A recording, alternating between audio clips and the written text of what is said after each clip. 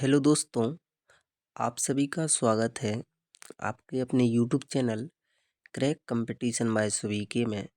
और आप सभी को पता है कि अपनी एसएससी जीडी की कंटिन्यू क्लासें चल रही हैं, है ना।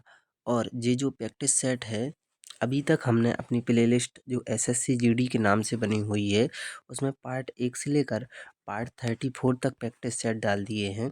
और सभी पार्टों में 20+ क्वेश्चन लिए गए हैं। तो जिसने भी पिछली वीडियो ना देखी हों तो पहले आप उन वीडियो के क्वेश्चन लगाइए, उन्हें याद कीजिए, उन्हें नोट डाउन कीजिए, फिर इस वीडियो को आप पढ़िएगा। और इसमें भी 20 क्वेश्चन प्लस लिए गए हैं और ये काफ़ी महत्वपूर्ण क्वेश्चन है परीक्षाओं की दृष्टि से। और आपको पता है अपनी एसएससी जीडी की क्लास प्रातः सुबह बजे आपको इस चैनल पर मिल जाती है। और हम वर्ल्ड हिस्ट्री भी चला रहे हैं, तो वर्ल्ड हिस्ट्री की क्लास आपको 8 बजे मिल जाती है। उसमें हमने कुछ पार्ट डाल दिए हैं, प्लेलिस्ट बनी है, तो वहाँ पर आप देख लीजिएगा, है ना। तो चलते हैं अपने पहले क्वेश्चन के साथ बिना समय व्यतीत करते हुए। और अपना इस सीरीज का, इस सेशन का जो पहला क्वेश्चन है, इसमें काफ़ी महत्वपूर्ण क्वेश्चन है, तो उन्हें लगाइए, ध्यान से सुनिएगा, है ना। तो पहला क्वेश्चन है, अंतर्राष्ट्रीय न्यायालय का मुख्यालय कहाँ स्थित है? हैग में, कि जेनेवा में, कि रोम में, कि वियना में? तो इसका करेक्ट आंसर होगा हैग। और हैग आपको किस ऑप्शन में दिख रहा है? ऑप्शन ए में। नेक्स्ट क्वेश्चन की बात करें तो अगला क्वेश्चन है, निम्न में से किसका उल्लेख भारत के संविधान में नहीं है? यूपीएससी, वित्त आयोग, योजना आयोग, की चुनाव आयोग? तो इसका जो करेक्ट आंसर होगा वो होगा अपना योजना आयोग। तो भारत के संविधान में किसका उल्लेख नहीं है, ये आपको बताना है। तो किसका नहीं है? योजना आयोग का उल्लेख नहीं है भारतीय संविधान में। यूपीएससी का है, वित्त आयोग का है और चुनाव आयोग का है। तो इसका करेक्ट आंसर होगा ऑप्शन सी। नेक्स्ट क्वेश्चन की बात करें तो अगला क्वेश्चन है, लोहे में जंग लगना इसका एक उदाहरण है। तो कौन सी क्रिया है? ये कई बार पूछा जाता है। अपघटन की क्रिया, कि रेडियोधर्मी क्षय, की ऑक्सीकरण की क्रिया, की कमी? तो ये इसका करेक्ट आंसर होगा ऑप्शन सी, ऑक्सीकरण की क्रिया। जी कई बार पूछा जाता है, लोहे में जंग लगना एक कैसी क्रिया है? तो ये ऑक्सीकरण की एक क्रिया कहलाती है। अगला क्वेश्चन, क्वेश्चन नंबर 4, महाभारत के लेखक कौन है? तो कौन है?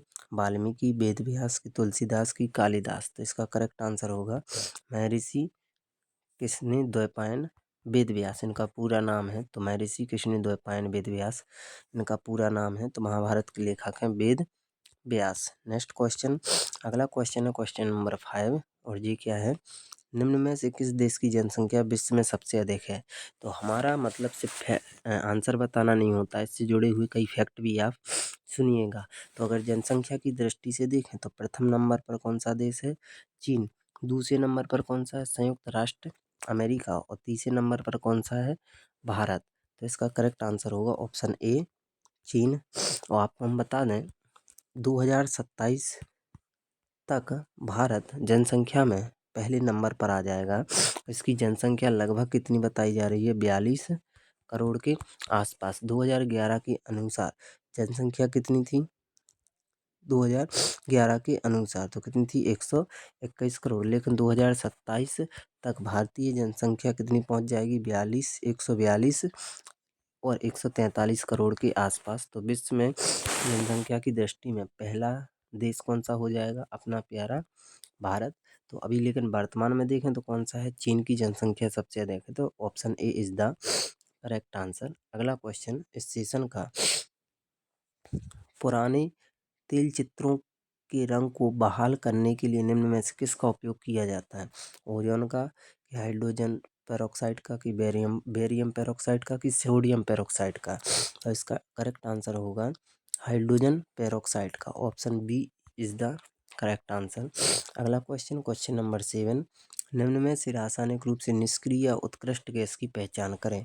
तो ऑक्सीजन है, कि हाइड्रोजन है, कि ऑर्गन है, कि कार्बन डाइऑक्साइड है? तो ये कई बार एग्जाम में आया हुआ है। निष्क्रिय या उत्कृष्ट गैस कौन सी होती है? तो कौन सी होती है? आर्गन। कौन सी होती है? आर्गन, जो ऑप्शन सी में दिख रहा होगा। तो ऑप्शन सी यहाँ पर अपना सही हो जाएगा। अगला क्वेश्चन, इस सेशन का, सूर्य में ऊर्जा उत्पादन की प्रक्रिया का नाम बताइए। तो सूर्य में जो ऊर्जा होती है वो किस प्रक्रिया के तहत होती है? परमाणु संलयन, रेडियोधर्मिता, परमाणु विखंडन, की आयनीकरण? तो किसके कारण होती है? परमाणु विखंडन। सूर्य में ऊर्जा उत्पादन की प्रक्रिया का नाम है परमाणु विखंडन। तो option C is the correct answer. अगला क्वेश्चन, स्टेशन का पुटिंग शब्द का प्रयोग किस खेल में किया जाता है? तो जी शब्द भी जो जिस खेल से जुड़े होते हैं वे भी पूछे जाते हैं। तो जो पुटिंग है इसका यूज किया जाता है गोल्फ खेल में। कौन से खेल में? गोल्फ, जो आपको दिख रहा होगा ऑप्शन सी में। ये ऑप्शन सी यहाँ पर अपना करेक्ट होगा। नेक्स्ट क्वेश्चन, बीमर शब्द किससे संबंधित है? तो फुटबॉल से, हॉकी से, क्रिकेट से कि शतरंज से? तो बीमर शब्द का यूज होता है कहाँ पर? क्रिकेट में।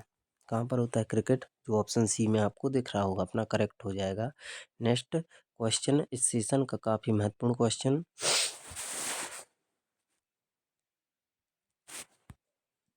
तो अगला क्वेश्चन कौन सा है? क्वेश्चन नंबर 11, निम्नलिखित गैसों में से कौन जलवायु परिवर्तन के लिए जिम्मेदार है? तो कौन सी गैस है? ऑक्सीजन, कार्बन डाइऑक्साइड, नाइट्रोजन की हीलियम? तो कौन सी गैस है? तो ये है carbon dioxide. Option B is the correct answer. अगला क्वेश्चन, इस सेशन का काफ़ी चुनिंदा और महत्वपूर्ण प्रश्न लिए हैं, तो ध्यान से सुनिएगा, लगाइएगा और नोट डाउन है ना कीजिएगा। नेक्स्ट क्वेश्चन, भारतीय संविधान के तहत लोकसभा को भंग करने की शक्ति किसके पास होती है? तो आपको पता है संसद के 2 सदन होते हैं और 3 अंग होते हैं। संसद के 2 सदन, एक लोकसभा होता है और एक राज्यसभा होता है ना। तो भारतीय संविधान के तहत लोकसभा को भंग कौन कर सकता है? राष्ट्रपति। Option B is the correct answer. अगला क्वेश्चन, भारत में किसी पुरुष के लिए कानून के तहत न्यूनतम विवाह वर्ष कितनी है? तो पुरुष की आयु लगभग कितनी होनी चाहिए विवाह के लिए? 20 वर्ष, 16 वर्ष, 25 वर्ष की इनमें से कोई नहीं? तो इसका करेक्ट आंसर होगा डी, इनमें से कोई नहीं, क्योंकि अभी वर्तमान में विवाह की आयु कितनी कर दी थी पुरुषों की न्यूनतम आयु होना चाहिए 23 वर्ष और महिलाओं की कितनी होना चाहिए? 21 वर्ष। तो ये ऑप्शन में नहीं है, तो इसका करेक्ट आंसर होगा इनमें से कोई नहीं। नेक्स्ट क्वेश्चन, निम्नलिखित में से कौन सा पदार्थ सबसे कठोर होता है? तो आपको पता है हीरा, पीतल, स्टील की लोहा? तो सबसे कठोर पदार्थ कौन सा होता है? हीरा। तो option A is the correct answer. और दूसरे नंबर पर सबसे कठोर होता है कोरंडम। याद रखना, कोरंडम हीरा के बाद इसका नंबर लगता है कठोर की दृष्टि से। नेक्स्ट क्वेश्चन, शून्य का आविष्कार किसने किया था? तो आपको पता है शून्य का आविष्कार किसने किया था? आर्यभट्ट। और आर्यभट्ट कहाँ के थे? भारतीय, अरब, यूनानी की मिस्र भाषी? तो आपको पता है कि शून्य का आविष्कार भारतीय आविष्कार माना जाता है। Option A is the correct answer. Next question, वायु का प्रमुख, जी थोड़ा इनकरेक्ट हो गया है ना, तो करेक्ट कर लेना। वायु का प्रमुख स्रोत है, वायु का प्रमुख स्रोत है। तो वायु के मुख्य रूप से देखें तो वायु के मुख्य रूप से 3 घटक होते हैं। कितने घटक? 3 घटक। एक होता है कौन सा? तो आपको पता होना चाहिए, एक सबसे अच्छा घटक होता है कौन सा? नाइट्रोजन। कौन सा होता है? नाइट्रोजन। उसके बाद ऑक्सीजन, उसके बाद कार्बन डाइऑक्साइड। और वायु में नाइट्रोजन की जो मात्रा होती है कितनी होती है? सबसे ज़्यादा होती है 78%। आपको पता होना चाहिए। तो वायु का प्रमुख घटक कौन सा है? तो जी कौन सा है? Nitrogen. Option C is the correct answer. अगला क्वेश्चन, इस सेशन का काफ़ी महत्वपूर्ण क्वेश्चन और कई बार हमने टेस्ट सीरीज में बताया है। भूदान आंदोलन के प्रवर्तक कौन है? तो महात्मा गांधी, मोतीलाल नेहरू, आचार्य कृपलानी की आचार्य विनोबा भावे? तो इसका करेक्ट आंसर होगा ऑप्शन डी। और ऑप्शन डी में है आचार्य विनोबा भावे भूदान आंदोलन के जनक कहे जाते हैं। अगला क्वेश्चन, कोणार्क का सूर्य मंदिर कहाँ स्थित है? तो कर्नाटक में, यूपी में, उड़ीसा में कि बिहार में? तो कोणार्क का सूर्य मंदिर कहाँ पर है? उड़ीसा में। और इसका करेक्ट आंसर होगा ऑप्शन सी। एक फैक्ट लिखिए कि कोणार्क के सूर्य मंदिर को ब्लैक पैगोडा ब्लैक पैगोडा के नाम से भी जाना जाता है। तो इसका करेक्ट आंसर होगा कौन सा? Orissa. Next question, question number 19, Vijayanagar साम्राज्य के अवशेष कहाँ से मिलते हैं? बीजापुर, गोलकोंडा, हम्पी की जयपुर?